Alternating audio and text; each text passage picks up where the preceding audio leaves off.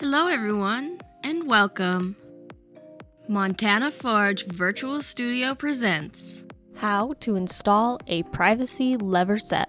Privacy function lock sets are usually installed on bedroom or bathroom doors. When ordering a privacy lock set, you won't have to specify your handing, but remember that when you have two levers, to just make sure each lever goes on the side of the door that allows the set screw to be positioned facing downward. Note that the latch for a Montana Forge privacy function is set to be used on an in-swing door, which is the most common. If you are installing on an out-swing door, a quick adjustment to the latch is necessary.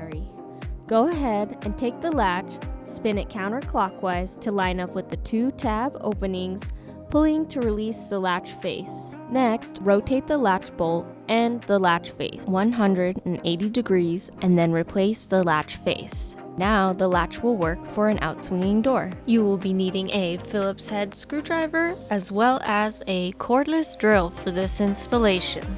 Before we dig in, let's take a moment to review the exploded parts view on the lid inside the box.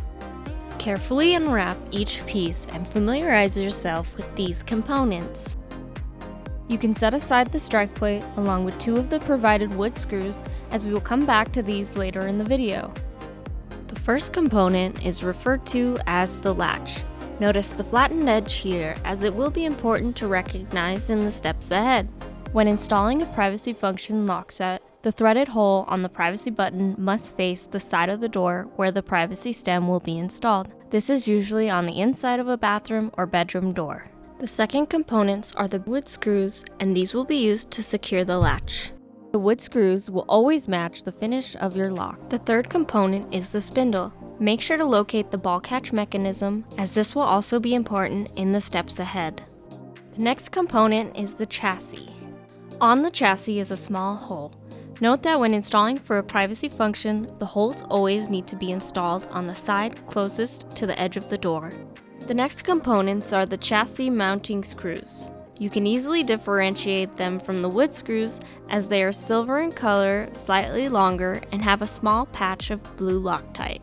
Next are the rosettes, and like the chassis, there is an interior and an exterior side. You will also find the two threaded collars and the collar tightening tool. The next components are the levers. Take special note of the small threaded hole at the bottom. Here you will find the pre-installed, partially tightened set screws. The final components are the privacy stem, which comes in a shorter and longer version based on your door thickness, and provided Allen wrench. Let's get started. Once you've removed the parts from their packaging, secure the latch into the edge of the door. Make sure the flat side of the latch bolt is facing the interior side of the door for in-swinging doors and facing the exterior side for out-swinging doors.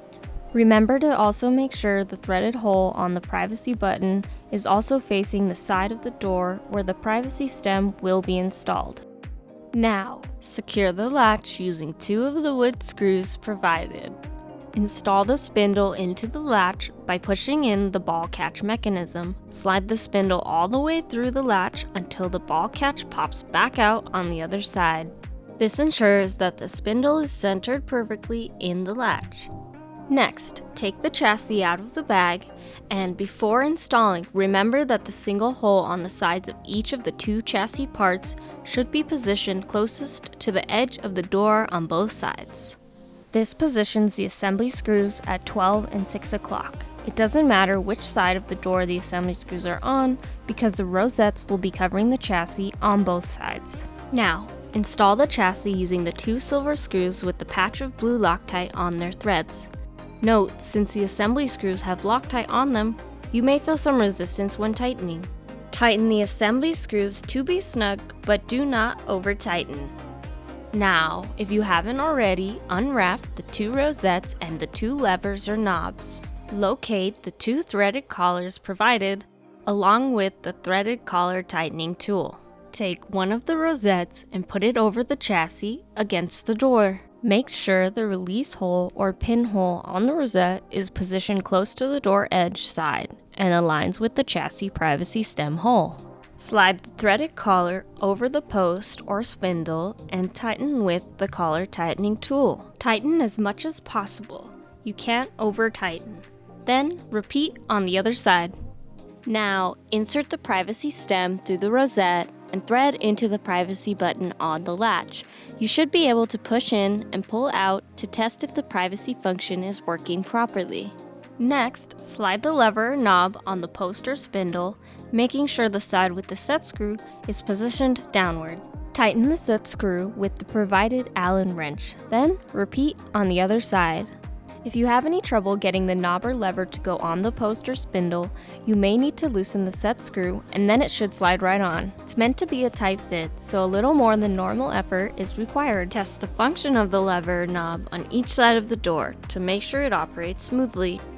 Note that all Montana Forge privacy function lock sets have a great feature called a kickoff. This feature automatically kicks off the privacy stem the second the latch bolt is depressed.